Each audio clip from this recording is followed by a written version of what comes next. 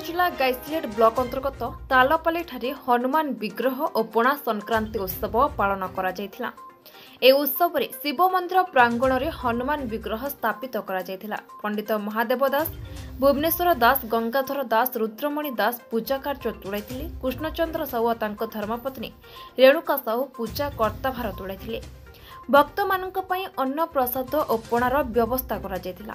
ମନୋରଞ୍ଜନ ପାଇଁ ପରାୟଣ ପଠନ ହୋଇଥିଲା। ତାଲପାଲି ଗ୍ରାମର ହଜାରରୁ ଊର୍ଦ୍ଧ୍ୱ ପୁରୁଷ ଓ ମହିଳା ଭକ୍ତ ଯୋଗଦାନ କରିଥିଲେ। ଗାଁର ଗନ୍ତିଆ ମନୋରଞ୍ଜନ ସାହୁଙ୍କ ନେତୃତ୍ୱରେ ବିକାଶ ସାହୁ, ପ୍ରିୟରଞ୍ଜନ ସାହୁ, ମାନଭଞ୍ଜନ ସାହୁ, ରଜନୀକାନ୍ତ ସାହୁ, ଶିବପ୍ରସାଦ ସାହୁ, ରାମପ୍ରସାଦ ସାହୁ, ବରିଷ୍ଠ ସାମ୍ବାଦିକ ଯଶକେତନ ସାହୁ, ହେମାନନ୍ଦ ସାହୁ ଓ ଗ୍ରାମବାସୀ ସମ୍ପୂର୍ଣ୍ଣ ସହଯୋଗ କରିଥିଲେ। ରାତ୍ରିରେ ଅଲେଖ ଧର୍ମାବଲମ୍ବୀ ସନ୍ଥମାନେ ଗ୍ରାମରେ ଶାନ୍ତି ପାଇଁ ହୋମରେ ଘିଅ ଅର୍ପଣ କରିଥିଲେ। ବରଗଡ଼ରୁ ରଜନୀକାନ୍ତ ସାହୁଙ୍କ ରିପୋର୍ଟ, ସଂଗ୍ରାମ ଟିଭି। ପରିଚୟ କୁହନ୍ତୁ।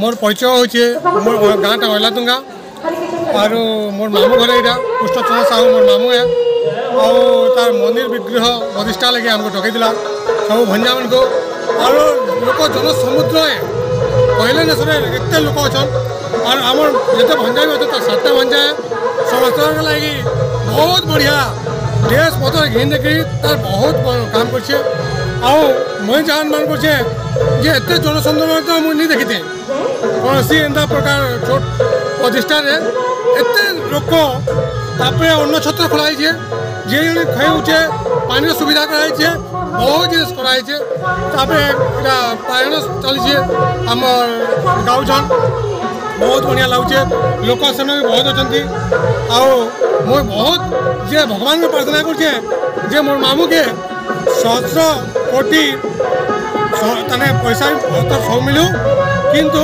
आउटे तार सब बेले मंगल करते भगवान।